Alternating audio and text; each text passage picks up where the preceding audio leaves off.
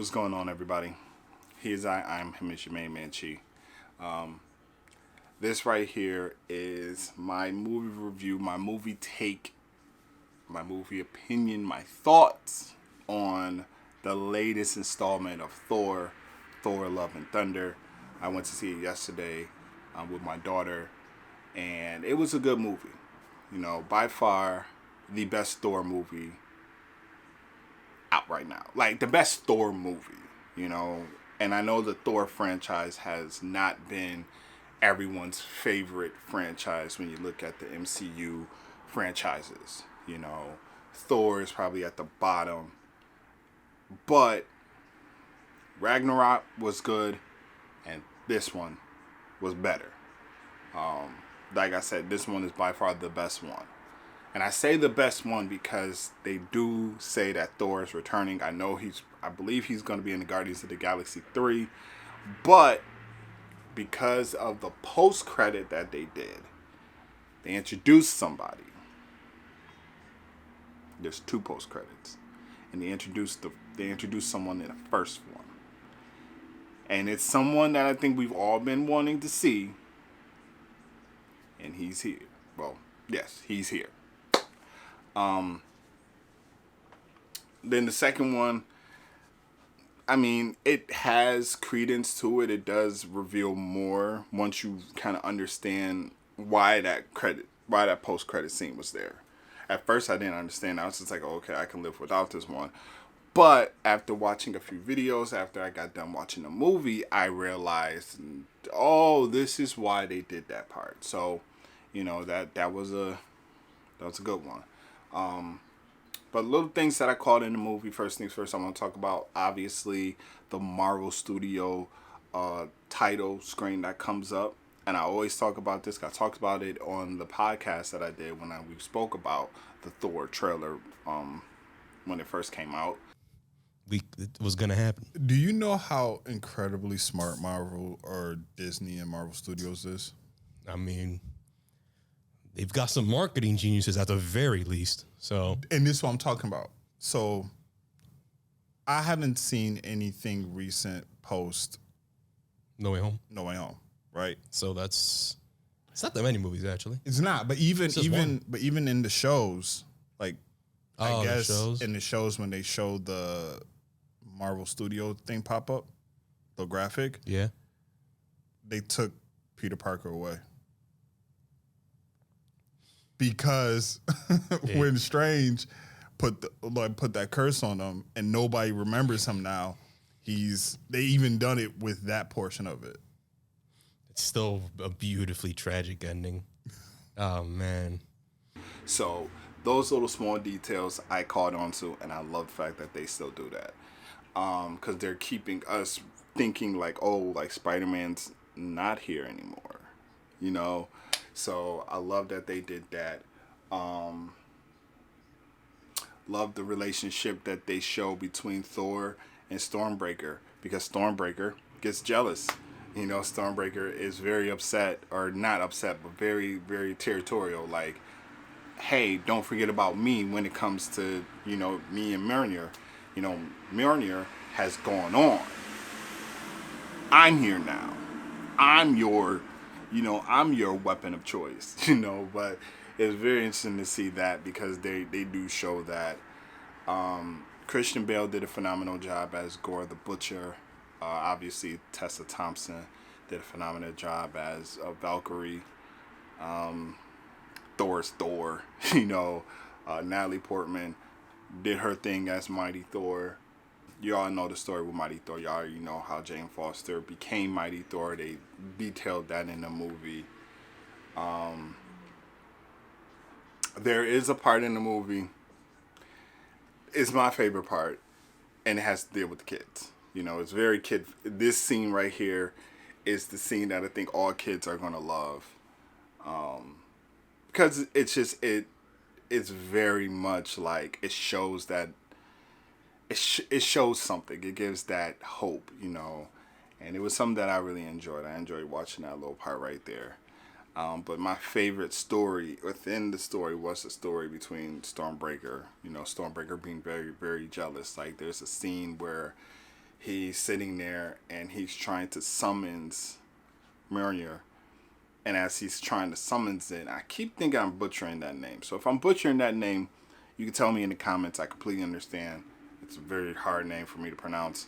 But when he's trying to summons Mjolnir, he can't because obviously the hammer is with Mighty Thor. But here comes Stormbreaker. It kind of gets in his face. It kind of gives you that idea of like, you know, when you have a new girl or you have a new significant other, and then you see your old significant other, and your old significant other is looking, you know, like, oh my, like, yo, like, and then you trying to just have small conversation, but the new one, your new significant other is looking at you like, the fuck are you doing? You know, that's kind of like what Stormbreaker was doing in this sense with Thor, you know. But it was a good movie, you know. They told a good story. My daughter, she gives it a 10 out of 10. I think she's, you know, wilding a little bit. Cause I was like, it's nowhere near better than Endgame. It's not better than Infinity War. It's not better than No Way Home. It's not up in that upper echelon of 10 out of 10 Marvel movies. You know, I gave it a cool 7. And she looked at me like, what's wrong with you? I gave it a cool 7. But I will say, and I said this earlier, it is the best Thor movie. Okay? It is. It had its moments. It had its laughs. It had its action. It had its moments of sadness, things like that. But it was the complete package for a Thor movie. You know, Ragnarok kind of did the same thing where it was like it had its, you know, it had its moments of laughter. It had its moments of sadness. It had its action. You know, it had all that in there. And it was a good story that was told. It's great to see that, you know, I know a lot of fans of Marvel, MCU, is very much like Phase 4 is not really doing it for them. I haven't seen much of the shows. You know, I haven't seen Moonlight. I haven't seen Hawkeye. I haven't seen Miss Marvel. I haven't seen those. I've seen the first batch of Disney Plus shows, Marvel shows. So I've seen Loki, WandaVision, and Falcon Winter Soldier. I've seen those 3. I haven't seen these next 3, you know. But I know that a lot of people are kind of just like, it's not hitting like, you know, the other ones did. It's not really giving us enough. It's not like what. And I get it, you know. We got spoiled with all the Marvel things that they were doing, but you also got to think about it. At that time, we weren't introduced to streams. We wasn't introduced to the exclusive TV shows that, you know, plays a part into the MCU. You had Shield and all that, but we didn't really,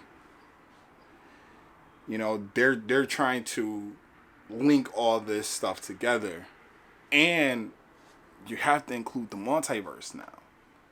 So it's hard to introduce all these versions and multiverses on the big screen. You gotta have shows. So I mean, and I prefer shows.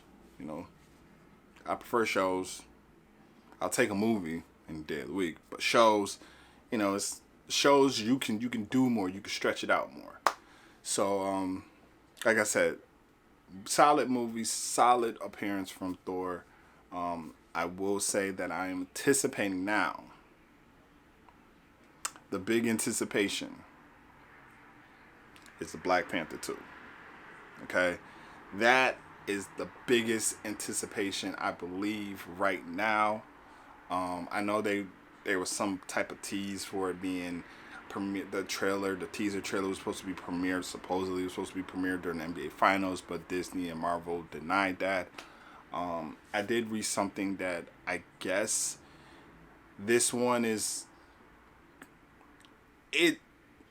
doing a lot for them, you know, from what I heard. I heard somewhere where they were saying that a lot of people that have watched the screening or watched kind of like I don't know what to refer to it as, the raw or the rough cut of it,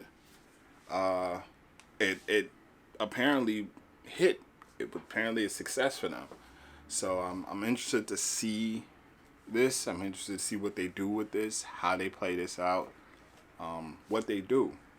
You know, the first Black Panther was a cultural phenomenon. I think this one is going to be different. Obviously, God rest his soul, Chadwick is no longer here. And now we just got to see what they're doing with this. You know, we all heard about the rumors of Shuri being kind of like a difficult person to work with on the set of this movie. So we get to finally see what happens with that. But I'm looking forward to it. Like I said, this is one of many things that I'm going to be bringing y'all.